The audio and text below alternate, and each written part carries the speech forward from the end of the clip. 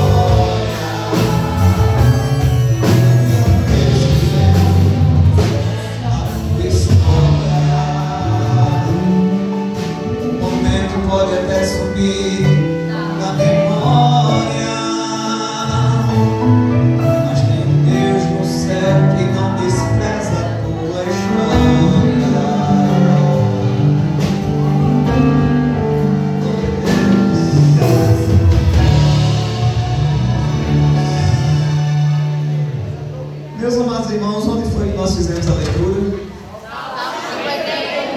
Salmo 51. Desde a semana passada que nós estamos meditando nesse salmo. E aqui, irmãos, nesse salmo que é tido como salmo de penitência, nós encontramos um momento de maior exposição e vulnerabilidade da história de Davi. Os irmãos que são leitores de Bíblia, assíduos frequentadores de escola dominical, os irmãos devem lembrar que existiu um tempo, uma época na história de Davi, em que Davi ele sai para a guerra e ele já era idoso. E ali naquela guerra ele cansa. E diante daquele cansaço, o inimigo quase que o mata. Se não fossem os valentes de Davi para o proteger. E diante daquilo, os seus valentes disseram: olha, nunca mais você vai sair para a guerra, para que não se apague a luz de Israel, para que não se apague a lâmpada de Israel. Mas esse momento, irmão, de cansaço de Davi, não foi um momento de maior exposição e vulnerabilidade da vida dele. O maior momento de exposição e vulnerabilidade nós encontramos aqui nesse salmo de número 51, que é o reflexo daquilo que está escrito em 2 Samuel, no capítulo 11, no capítulo 12, em que Davi ele peca e o profeta Natan expõe o seu pecado diante dele. Os irmãos conhecem a história, nós lemos um pouco semana passada, que chega ali a primavera, o tempo em que os reis saem para guerrear, mas a Bíblia diz que Davi ele faz o quê? Davi ele fica em casa. Quem sabe Davi ficou em casa dizendo: não, o exército vai, consegue vencer a guerra, não precisa da minha presença, vou ficar aqui no palácio. Quem sabe Davi não vai porque agora ele já estava acostumado com aquela vida real, agora ele já estava acostumado com o palácio, não era mais aquele Davi que vivia fugindo de Saul, agora era um homem de renome, era um homem de fama, era um homem aclamado e afamado, e ele fica ali no palácio. Quem sabe o seu exército diz: não, Davi, você fica aqui por conta do perigo da espada, por conta do perigo das lanças, por conta do perigo das flechas. Mas nós entendemos, irmãos, eu estava ouvindo o pastor Eliseu Rodrigues ele falar sobre esse assunto, e ele dizia que ficar em casa trouxe para Davi mais perigo do que qualquer espada ou lança poderia trazer. Ficar em casa trouxe para Davi mais perigo do que se ele estivesse num campo de batalha exposto a lanças, escudos e armas.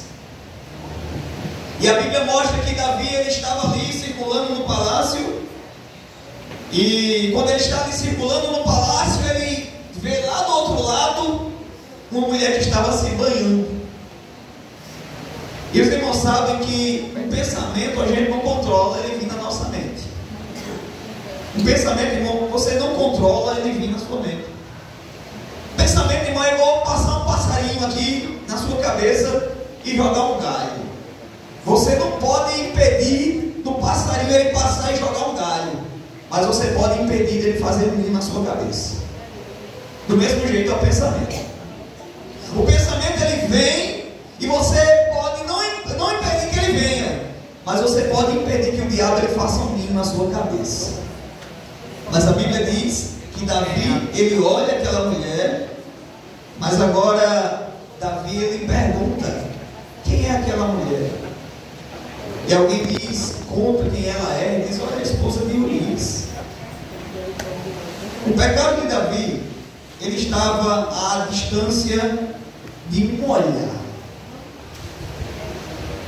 A Bíblia diz, irmãos, deixemos todo o embaraço e o pecado que tão de perto nos rodeia. O pecado ele não está longe de você, o pecado ele está perto de você. E para o pecado, querido, não tem bom, não tem santo, não tem grande, não tem velho, não tem novo. Para o pecado não tem famoso, para o pecado não tem espiritual. O pecado ele está perto de nós, e se não for a graça de Deus para nos livrar, a gente cai em pecado. Davi ele já era idoso, experiente, e ele poderia falar igual um pastor uma vez falou para um jovem. O jovem chegou para o pastor e disse: pastor, Deus ele colocou uma palavra no meu coração e eu tenho que lhe entregar. Deus disse para lhe dizer: vigie para o Senhor não cair. Aquele pastor olhou para aquele jovem, deu um sorriso e disse: meu filho, o tempo que você tem de vida, eu tenho de ministério.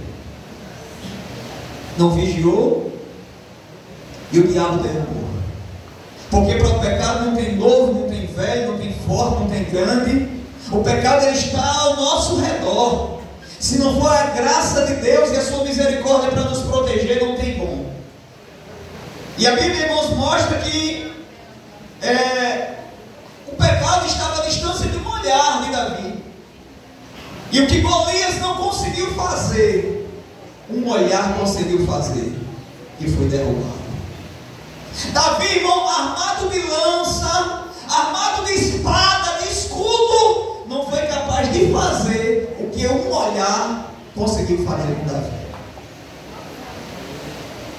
Davi não caiu diante da espada de Golias, mas caiu diante da sensualidade de Batseba. Gálatas capítulo número 5, versículo 19, fala de um tipo de pecado chamado pecado da lascívia. Não foi aqui o caso, porque a mulher estava se banhando, não sei se ela não tinha banheiro para se banhar, só sei que ela estava se banhando ali. O que era de Davi? Davi olhava, o primeiro olhar a gente muitas vezes não desvia, mas dizer, meu Deus, tem misericórdia. Isso aí. Ok, irmãos? Diante do diabo, a Bíblia diz, resistir ao diabo e ele fugirá de vós. Mas diante do pecado sexual, Paulo disse, fugir dos desejos da mocidade. Só tem um jeito da gente vencer, é fugir. E fugir do pecado, irmão, não é sinônimo de derrota, é um desfile de vitória. É dizendo que você rejeitou o pecado porque você ama a Deus. Mas Davi não, Davi ele fica. E o pecado da sensualidade, o pecado da lascívia, que não foi o caso aqui de Batseba, mas o pecado da lascívia é o seguinte, é o pecado da sensualidade. Porque tem principalmente as irmãs me perdoem eu falar isso, mas porque geralmente o homem ele é atraído por aquilo que ele vê, né? Então, mas tem irmãs que às vezes ela coloca uma roupa, eu imagino como é que ela faz para tirar aquela roupa depois, porque parece que a roupa foi embalada num vácuo. Parece que passa um óleo, né? Passa um óleo para vestir e depois para tirar. Lascívio é você provocar no outro o pecado da sensualidade. E a Bíblia, irmãos, ela nos mostra que Davi ele peca. E a reflexão que eu tenho para trazer para a igreja nessa noite é sobre a confissão de pecado de Davi. Aí você me pergunta, meu irmão, o que é pecado? E primeiramente eu quero lhe dizer que existe uma diferença entre pecado e costume. Porque quando se fala em pecado, às vezes a gente só lembra dos nossos costumes, dos nossos usos e os nossos costumes. E os irmãos sabem que eu sou defensor dos usos e costumes. E quando eu estiver na Assembleia de Deus, eu estou defendendo os costumes da Assembleia de Deus. Nada contra nenhuma denominação. Nada contra nenhuma denominação. Uma vez eu estava ouvindo o pastor Ailton Alves pregando, e ele dizia, irmãos, cada um cria seus filhos como quer. Eu crio meus filhos pela palavra. Então, do mesmo jeito, cada um, irmão, que siga o costume que quiser, que aprendeu. Mas nós estamos na Assembleia de Deus, nós temos a nossa identidade, e até o último dia nós vamos defender essa identidade. Mas existe a diferença entre pecado e costume. Por quê? O costume ele é temporário. O pecado não. O pecado ele é algo, irmão, doutrinado. O costume, ele é baseado na nossa identidade. A doutrina, o pecado, é baseado na nossa doutrina. O costume, ele é passageiro.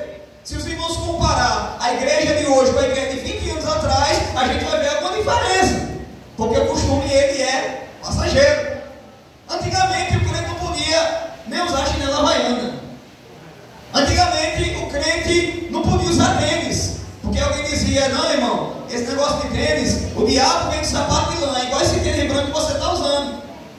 Antigamente o crente ia crente que até para tomar banho tomava de roupa. Porque dizia, não, Jesus pode voltar e levar a gente. Então como é que a gente vai subir para o céu pelado? Não era assim? Antigamente, costume, na ceia, todo mundo vinha de branco. Era assim ou não era? Os irmãos mais antigos, assim, igual o Rebeca. Antigamente, né, irmã? Os irmãos vinham de branco para a Santa Ceia, todo mundo de branco. Era costume. Mas hoje mudou, hoje não é mais assim. Mas o pecado, irmão, o pecado é doutrina. O costume, ele é aqui e não é em outro canto. Mas o pecado, ele é pecado aqui, ele é pecado no Japão, ele é pecado na China, ele é pecado hoje, ele é pecado amanhã, porque a palavra de Deus, ela permanece para sempre. Vai passar céu, vai passar terra, mas a palavra de Deus, ela permanece para sempre. Mas então irmãos, o que é pecado? Pecado, lá no grego, ele tem o termo hamartia, né? E o termo hamartia, a etimologia dele significa perder uma marca, ou a perda da marca. Então o pecado ele tem essa conotação, é algo que você perde. O pecado, a gente quando aprende sobre isso, a gente aprende que pecado é errar o alvo. Não é isso que a gente aprende? Oi, irmão, mas que alvo é esse? Abra sua Bíblia. 1 Tessalonicenses, capítulo de número 4 e o versículo de número 3. 1 Tessalonicenses 4 e 3 vai mostrar qual é o alvo que o crente ele deve alcançar. E quando você peca, é quando você erra esse alvo. Leia aí, irmã Rebeca. 1 Tessalonicenses, capítulo 4, versículo 3. Porque esta é a vontade de Deus, a vossa santificação, que nos abstenhais de toda falsificação. A vontade de Deus é a nossa santificação, que vos abstenhais da prostituição. Então, irmãos, a vontade de Deus para a nossa vida é que nós vivamos uma vida de santidade. Então, toda vez que eu saio desse foco, que eu saio desse alvo, eu estou cometendo pecado.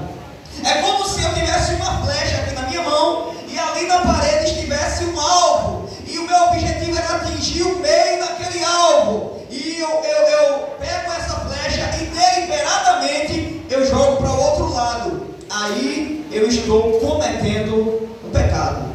Porque a Bíblia mostra aqui no verso 3: eu conheço as minhas transgressões e o meu pecado está sempre diante de mim. Então não tem isso, o camarada dizer: irmão, eu pequei, mas eu não sabia que estava pecando. Ah, meu filho, a Bíblia, a palavra de Deus, ela nos mostra o caminho que nós devemos seguir. Se você se desviar do que diz essa palavra, você está deliberadamente cometendo um pecado. Mas vamos seguindo. Então o pecado é você de forma consciente e deliberada errar um alvo. Os primeiros 3 versículos do Salmo 51 que nós lemos, nessa versão que eu estou lendo aqui, que é a versão A Mensagem, diz assim: Deus generoso em amor, preciso da tua graça. Deus imenso em misericórdia, apaga meu passado sujo, lava minha culpa e purifica-me dos meus pecados. Sei que fui muito mal, meus pecados ficam me olhando o tempo todo. O que é pecado, irmãos? É essa sensação de que a gente está sendo olhado o tempo todo. Porque quando a gente peca contra Deus, oh meu irmão, parece que todo mundo está sabendo. Quando a gente peca contra Deus e Deus começa a mover, quando começa a derramar sua graça, alguém fala línguas estranhas ali, outro interpreta ali, o camarada já começa a tremer, porque ele diz: é hoje que Deus vai revelar o meu pecado. É uma vontade de sair, é uma vontade de ir embora para casa, é uma vontade de se esconder, porque é como o salmista está dizendo: meus pecados ficam me olhando o tempo todo. Mas vamos seguir. Aí a palavra de Deus nos mostra ainda, no verso número 7: purifica-me com ensopo e ficarei puro, lava-me e ficarei mais alvo do que a neve. Por que, irmãos? O salmista ele usa esse termo: purifica-me com ensopo. O ensopo, ele era uma árvore, um galho de árvore, que servia para a purificação.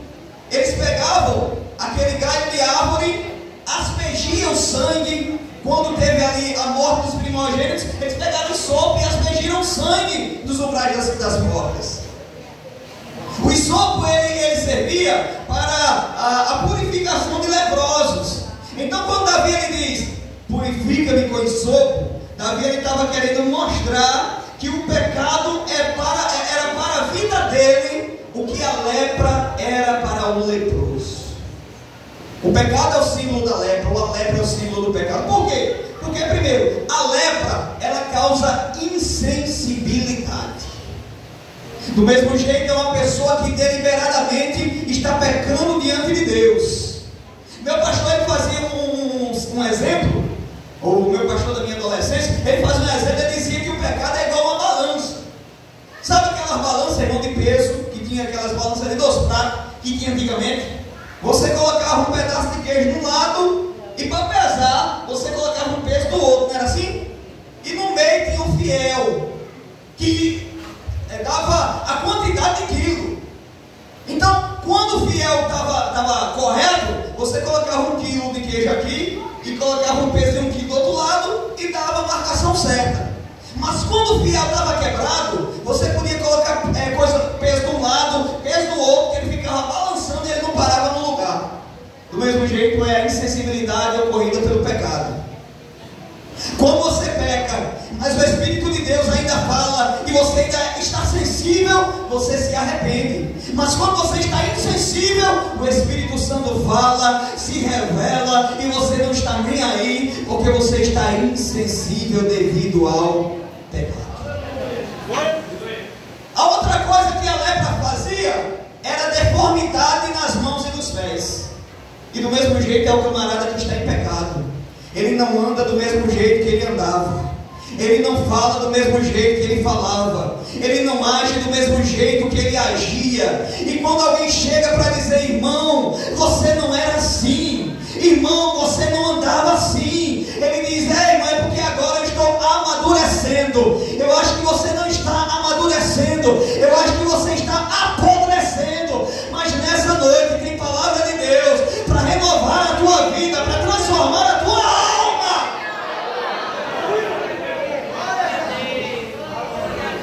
A lepra, irmão, ela se propaga. E do mesmo jeito é o pecado. O pecado ele começa ali, mas se você deixar, ele acaba se propagando. O pecado, ele também na Bíblia ele é usado como sinônimo do fermento. Você joga o fermento, é bem pouquinho, mas ele começa a levedar toda a massa. O pecado, ele também, como a lepra, ele contagia. Porque tinha gente que estava correto na palavra de Deus, mas se não remover o pecado, acaba contagiando um, acaba contagiando o outro. Por mais a igreja está cheia de pessoas vazias, mas ainda tem fermento, ou ainda tem farinha para jogar nesse fermento, ainda tem farinha para jogar nessa panela, e essa farinha traz cura, e essa farinha traz libertação, e essa farinha traz purificação, e a farinha é a palavra de Deus. Louvado seja o nome do Senhor. O pecado ele nos afasta de Deus. Abra sua Bíblia em 1 João capítulo número 5, versículo de número 16 a 18. 1 João capítulo 5, versículo 16 a 18. Quem achou o primeiro ler, por favor? Se alguém de seu irmão cometer pecado, que não é para a morte, orará, e Deus dará vida àquele que não pecar para a morte. Há pecado para a morte, e por esse não fique ore. Toda iniquidade é pecado, e há pecado que não é para a morte. Sabemos que todo aquele que é nascido de Deus não peca, mas o que de Deus é gerado, conserva-se a si mesmo, e o maligno não se toca. Irmão, que pecado é esse para a morte? Que pecado é esse? Alguns especulam e dizem: irmão, será que esse é o pecado da blasfêmia contra o Espírito Santo? Mas nós entendemos aí, entendendo o contexto da passagem, e os comentaristas desse texto dizem que o pecado que é para a morte é aquele pecado que você vicia nele, é aquele pecado deliberado. Porque entenda, o pecado na vida do crente, ele é um acidente. A Bíblia diz, nesse versículo 18, quem é nascido de Deus não peca. Irmão, como assim? Em outra versão diz assim: aquele que é nascido de Deus não vive pecando. Porque o pecado na vida do crente, ele é um acidente. O crente, quando peca, o Espírito de Deus revela, fala, e ele diz: meu Deus, eu pequei. E ele se arrepende, e ele chora, e ele lamenta. Mas aquele irmão que deliberadamente vive uma vida de pecado, aí sim é o pecado para a morte. Porque quanto mais você se afasta de Deus, mais você vai se afastando. É o que a Bíblia diz: quem é sujo, suje-se mais. E quem é limpo, limpe-se mais. Irmão, mas o que é a blasfêmia contra o Espírito Santo? A blasfêmia contra o Espírito Santo é você atribuir ao diabo aquilo que é uma ação de Deus. Por que Jesus falou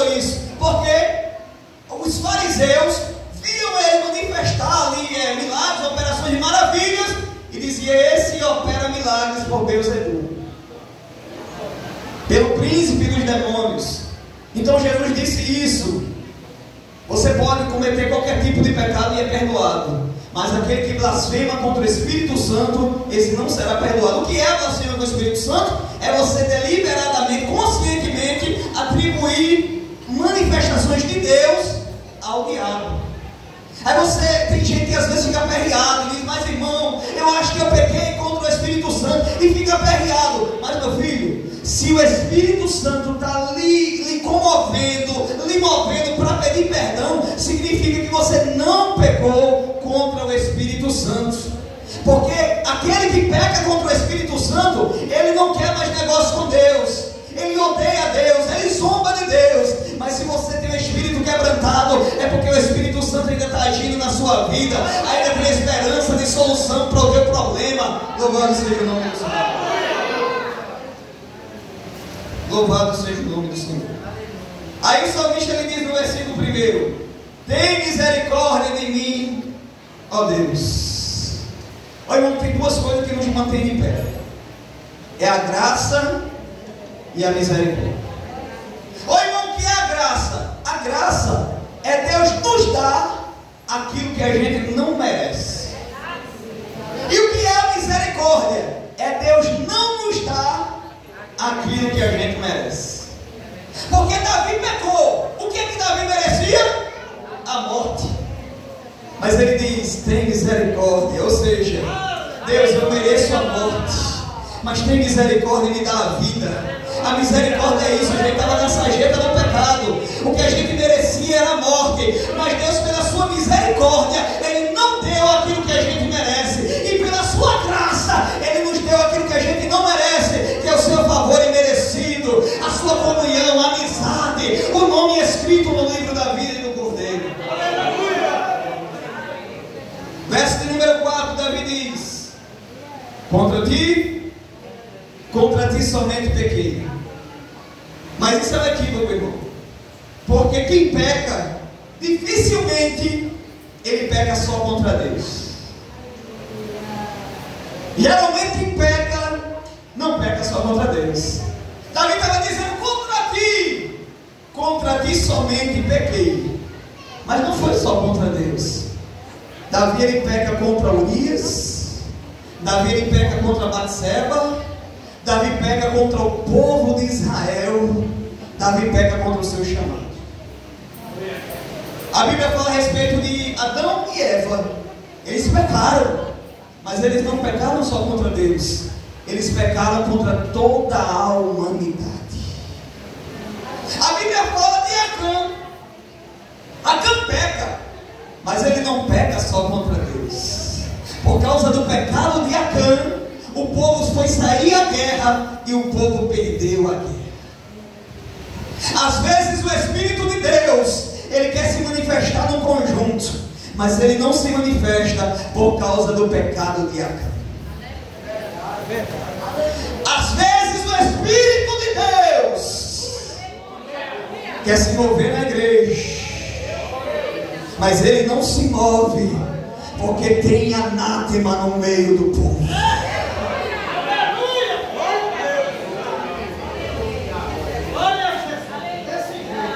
Glória.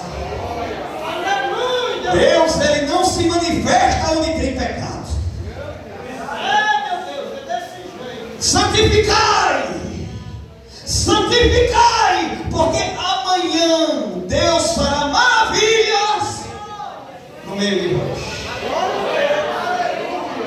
Mas Deus só pode fazer maravilhas onde tem santificação.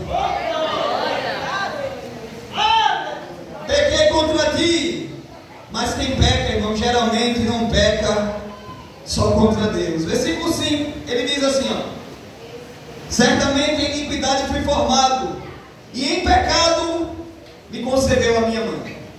Estudiosos da Bíblia entendem que Davi, ele é fruto de um relacionamento extraconjugal.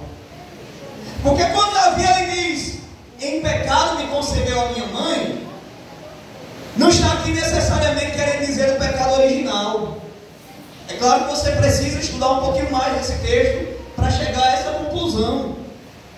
Mas segundo comentaristas estudiosos da Bíblia, Davi, ele era filho de um casamento extraconjugal de Jessé com uma mulher chamada Naás. Ele tinha duas irmãs, Zeruia e Abigail, desse relacionamento.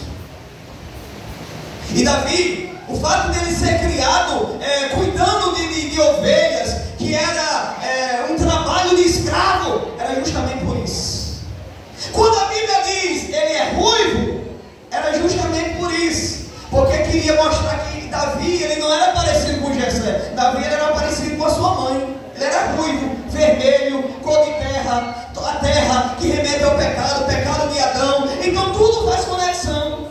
E ele dizia: em pecado eu fui formado, em pecado me concedeu a minha mãe. É como se Davi quisesse dizer: Deus, eu pequei, mas pegue leve, porque a carne é fraca, minha mãe também pecou. Deus, porque eu nasci na gênese do pecado, eu nasci no meio do pecado.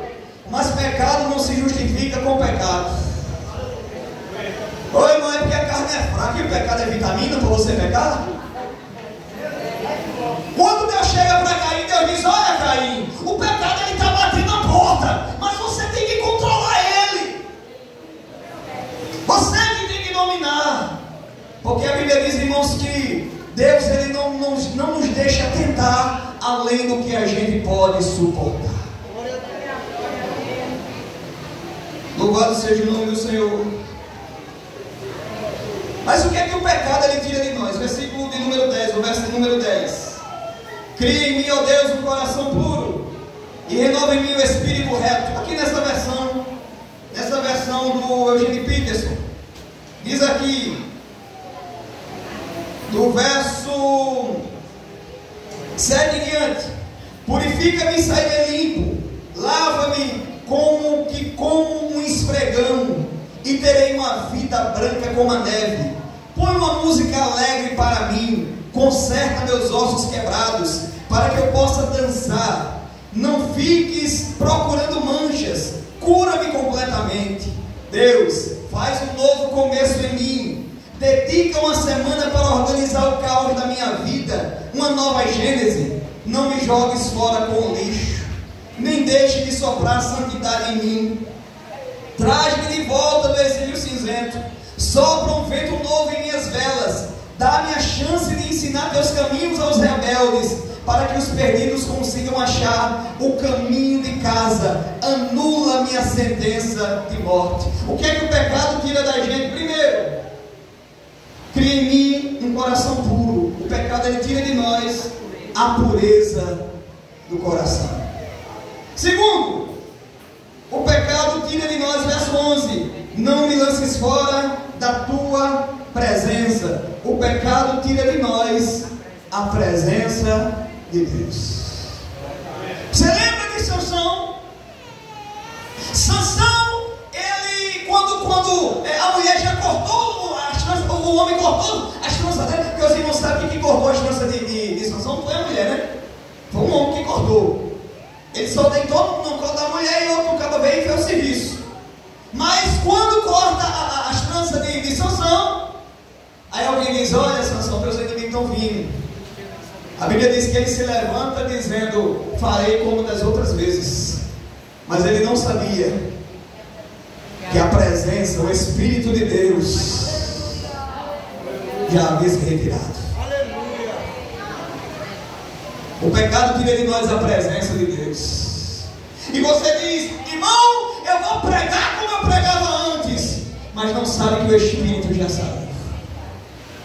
Eu vou cantar como eu cantava antes, mas não sabe que o Espírito já sabe. Glória. Irmão, você tem que entender uma coisa: as pessoas não admiram você, elas admiram a graça que está em você. As pessoas não admiram a sua inteligência, não. As pessoas admiram a graça de Deus que está na tua vida. Se a graça de Deus sair da tua vida, você é só um desgraçado mesmo. Desgraçado, pobre, cego e nu. É assim que a Bíblia diz. E o que é um desgraçado? É aquele que perdeu a graça de Deus. não sai de mim, porque eu me perco na canção. O meu falar não tem unção sem o teu amor por mim. O pecado, segundo, terceiro, ele tira de nós a alegria da salvação. Davi disse: torna a dar-me alegria da tua salvação. É como se ele estivesse dizendo assim, irmão: Deus, eu não quero viver minha vida espiritual como um piloto automático, porque tem gente, irmão, que ele se acostumou com esse ambiente. Tem pessoas que ele se acostumou, ele tem uma carteirinha, ele tem uma vaga em um departamento, tem uma cadeira no ministério, ele tem amizades naquele ambiente, então ele se acostumou com essa rotina. Ele se acostumou, terça, quinta, sexta, domingo, mas ele está vivendo a vida espiritual dele num piloto automático. Ele nem lembra a última vez que ele chorou na presença de Deus. Ele não lembra nem a última vez que ele sentiu a presença de Deus. Ele não lembra a última vez que ele foi envolvido pela graça. Ele vê um chorando de um lado, glorificando do outro, mas ele permanece do mesmo jeito. Mas a Bíblia está dizendo: torna a dar-me alegria da tua salvação. Faz em mim um novo começo. Igual a palavra de Deus diz lá em Lamentações: renova os nossos dias como antes. Qual foi a última vez que você foi despertado na madrugada para orar? Qual foi a última vez que você recebeu uma revelação da parte de Deus? Profetas trancados na caverna. Nessa noite Deus ele te convida para sair da caverna. Nessa noite Deus ele te convida a tirar a harpa que está pendurada no salgueiro. Ele quer renovar a tua vida. Ele quer renovar a alegria da salvação. Oh glória. Aí o salmista diz: não me jogues fora como lixo. Ele estava se sentindo como um lixo, mas ele disse: Deus, não me jogue fora. E Deus ele não joga fora ninguém. A palavra de Deus diz: todos que vierem a mim, de maneira nenhuma eu lançarei fora. Se fosse para algum, você já estava jogado na sarjeta do pecado, mas ele diz: eu não te jogarei fora.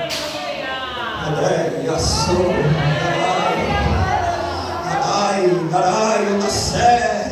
Porque o meu Deus e o teu Deus, ele é especialista de pegar o lixo e fazer desse lixo um luxo.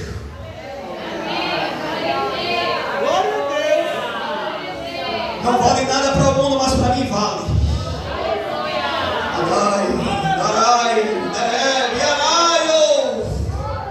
Para o mundo não vale nada, mas para ele vale.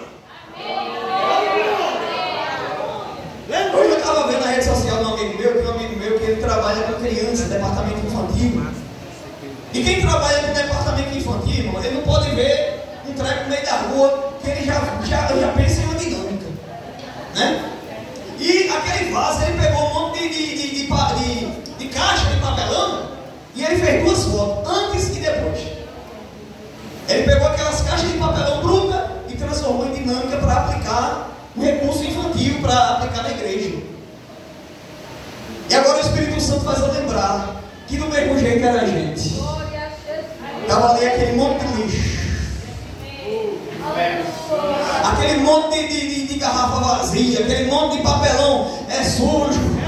Oh glória, mas o Espírito Santo foi lá no lixão, irmão Luiz, pegou a gente, deu um banho de sangue. E agora alguém que olha e diz: mas é aquele monte de papelão sujo, é aquele monte de garrafa vazia. Agora eu faço, agora eu faço.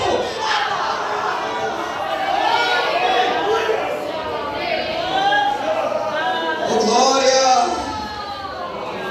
A maior preocupação de Davi não foi perder o trono, foi perder a presença. Deus, eu até posso sobreviver sem o trono, mas eu não posso sobreviver sem a presença. Oh, glória. O irmão, deve ser muito ruim a vida de uma pessoa que vem para um culto, que todo mundo está sentindo a presença, e ele não está sentindo a presença, porque ele sabe que ele está com débito diante de Deus.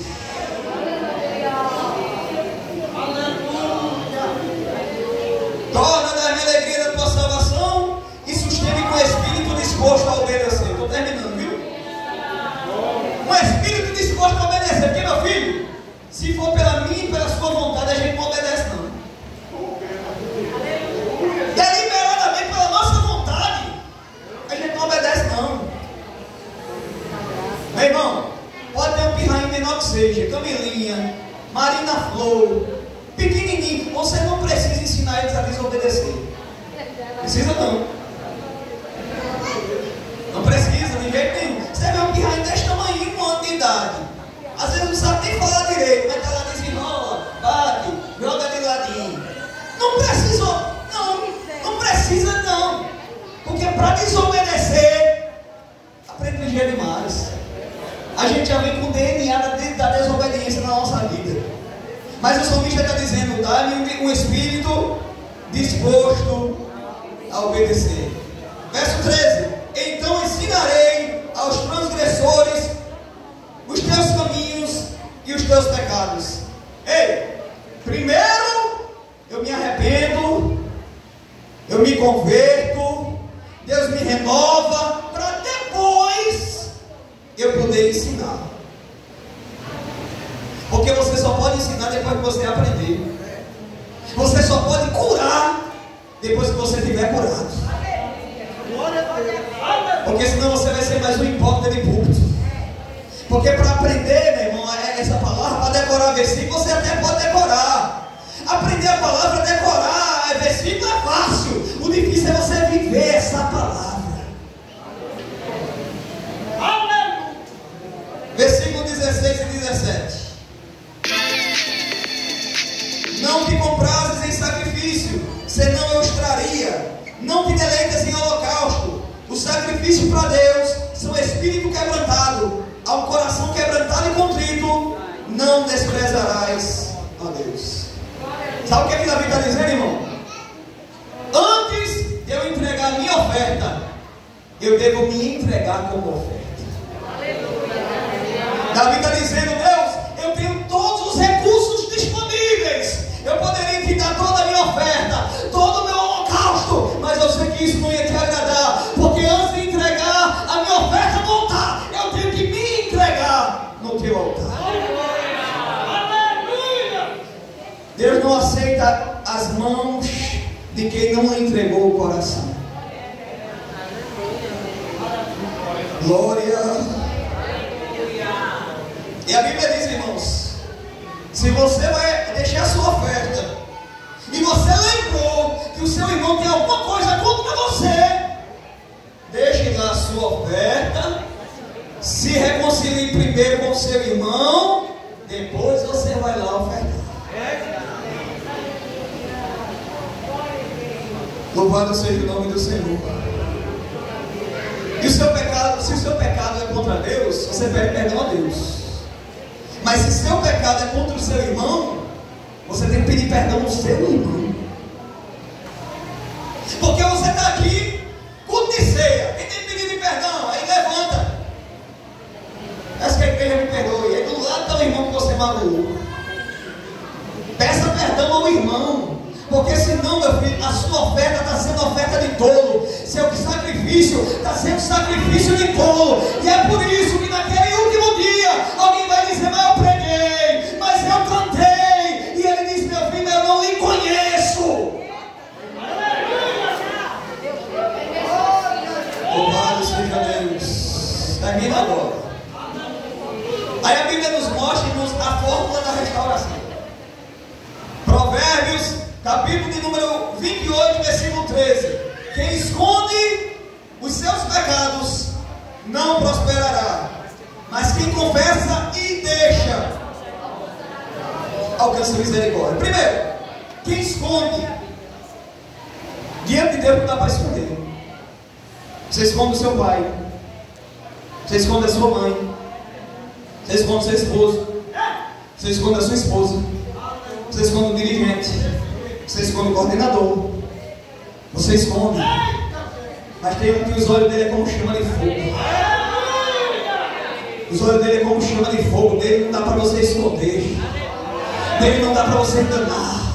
Você engana teu pai, você engana tua mãe, mas um dia você vai ter que prestar conta diante de Deus. E diante de Deus não dá para se esconder.